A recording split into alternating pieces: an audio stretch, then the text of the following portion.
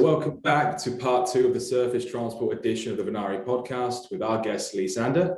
In part one, we heard Lee's thoughts on the impact of COVID on transit in North America. And today we will be discussing the outlook for transit post-pandemic. To kick off, Lee, in your mind, what is the outlook for transit in this post-pandemic world? So, most broadly, I am optimistic. As we talked about last week, the agencies are going to have to do a lot of institutional healing because of the massive impact, both on a human level, on a customer level, on a financial level. So a lot of work there. But once the agencies get past that, I think the future looks bright. I think we all understand that, working probably, and no one has a crystal ball, but most prognosticators, think that people will be coming back in large part, whether it's 70%, 80%. And so transit is going to need to adjust to that. But you can't have cities function without transit. They're synonymous.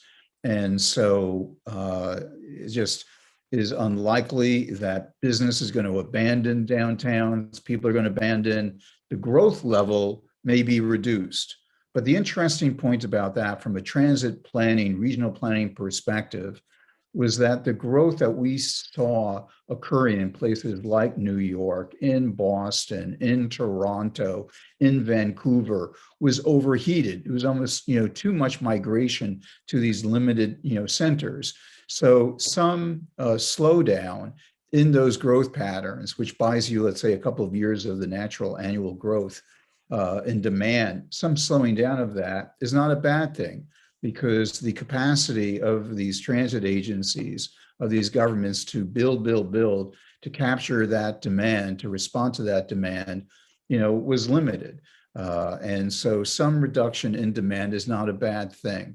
Obviously, the downtowns may need to be repurposed to a degree. A lot of discussion about that already, being envisioned in terms of converting some office buildings, to residential. But from what I see, and many other people have observed this as well, the big drivers in terms of downtowns still appear to be committed. Google just reiterated last week, they only in 2018 decided they were going to go into New York in a big way, $1 billion campus, 14,000 employees. They reiterated last week, they're still on target. They want those 14,000 people back in New York. Similarly, JP Morgan Chase, Jamie Dimon said the same thing there. Goldman Sachs, the same there. So I don't think they're the outliers. I don't think people will be coming back 100%, but we think that they will be back. So in terms of the implications for transit, that means that our need for transit and dependency on transit, will be as strong. That the ultimate need will be, very, very strong. And you also then have the drivers of equity, climate change. You overlay that in terms of the normal functioning of cities, transit will still be needed. Completely agree. I think you mentioned Google here in London as well. They have the central London HQ that's being built currently near King's Cross, and it's we call it the land scraper, where it's 330 meters sideways, which is incredible. But again, that's going to house 7,000 employees. It's very much still moving forward. They're very much committed to that as well. So yeah, I think with Google did come out and say they're open to that hybrid working plan with people being from home, but still, I think they do see the commitment for people wanting to be back in the city. I know as a business here, we very much have a hybrid solution where people can work from home, we're set up to do that. But I know, speaking to my colleagues, they're itching to get back into the office like I am today. And it's, I can see it pushing forward and, slowly figures coming back.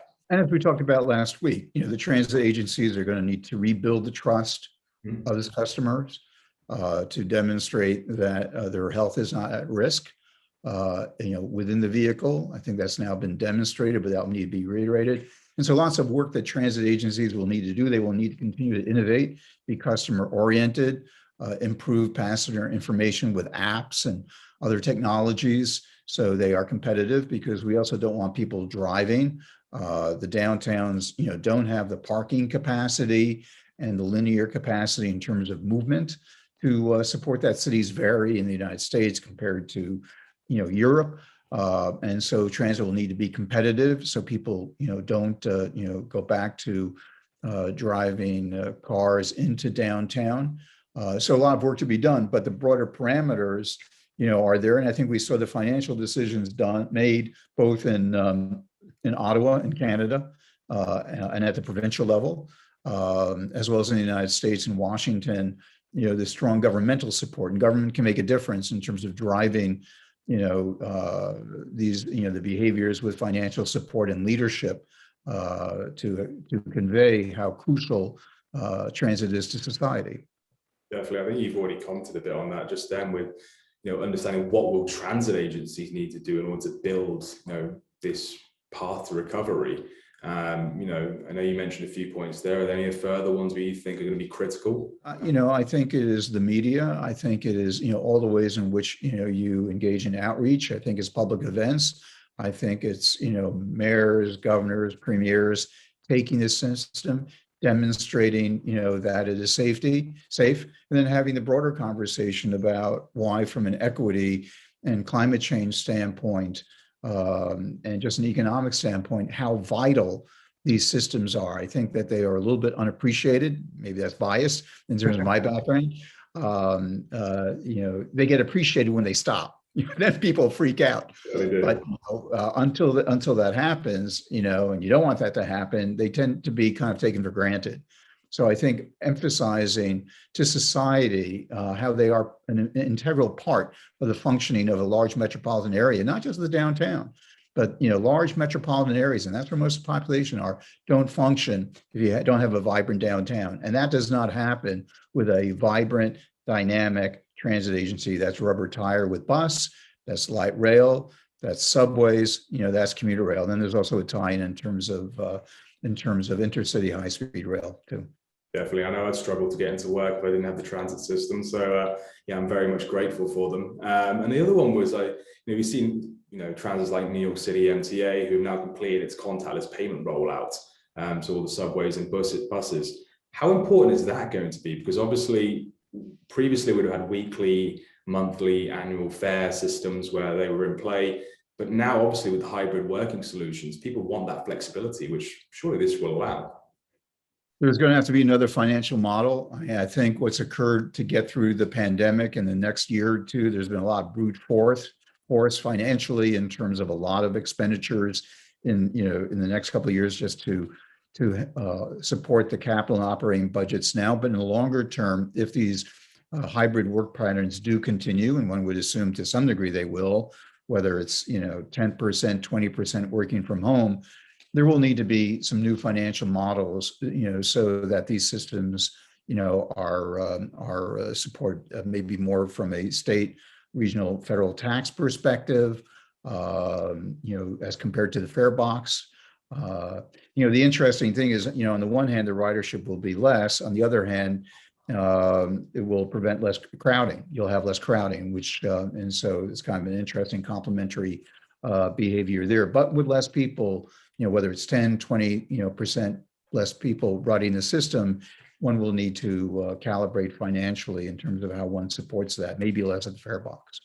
Definitely. Yeah, that's some great insight there as well in terms of how we're going to push through over the coming years and really not only build back revenue, but also bring back the customers back onto the transits and build that trust.